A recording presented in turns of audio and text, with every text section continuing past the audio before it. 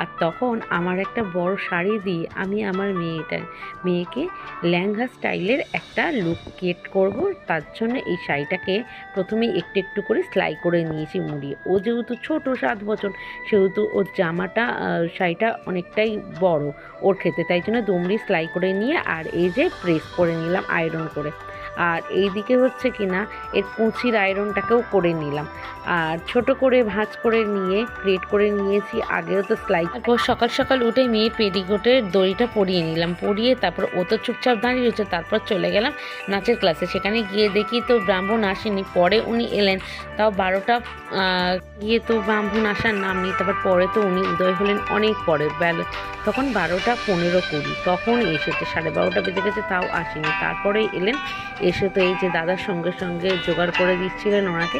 আমি আবার ওনাকে বলছি, আপনি কি প্লেনে করে এসেছেন যে এখন এত টাইম পর্যন্ত আসলে সবাই এই যে বসে রয়েছে? আমার মেয়েটা তো প্রায় মুখ শুকিয়েই গেল। তারপরে ওকে নিয়ে চলে গেলাম স্কুলে রওনা দিয়ে। তারপর হেঁটে গেলাম, এই যে ও আর আমি হেঁটে হেঁটে যাচ্ছি স্কুলের মধ্যে। ওর টিফিন দেবে, এই যে স্কুলে এখানে পুজো হচ্ছে, তারপরে দেখলাম হোমযজ্ঞও হচ্ছে।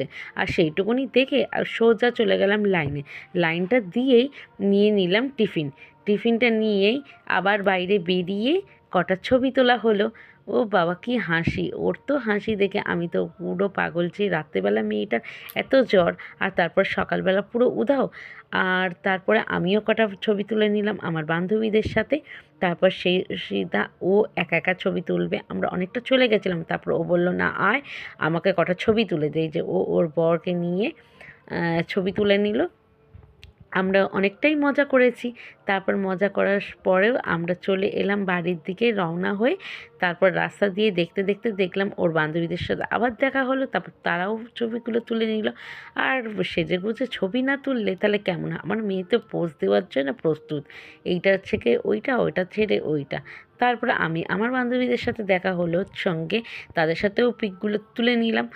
তুলে নিয়ে আবার এই রাস্তার দিকে একটা পুজো হচ্ছিল, সেখানে নিয়ে সোজা টিফিনটাকে নিয়ে বাড়ি চলে এলাম। টাটা বন্ধুরা, কেমন লাগলো ভিডিওটা প্লিজ বলবেন। দেখুন বন্ধুরা, অনেক আশা নিয়ে ভিডিওটা করছিলাম, তো আমার স্টোর ফুল হওয়ার কারণে আমি কটা পিক ডিলিট না করলে বা ভিডিও ডিলিট না করলে এইটা আসবে না।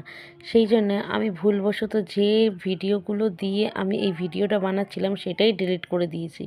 আর তখন আমি যেই এইটা সেভ করতে গেলাম, তখন আগের যত রেকর্ড মানে যেগুলো ভিডিওটা করলাম সেগুলো সব উড়ে গেছে।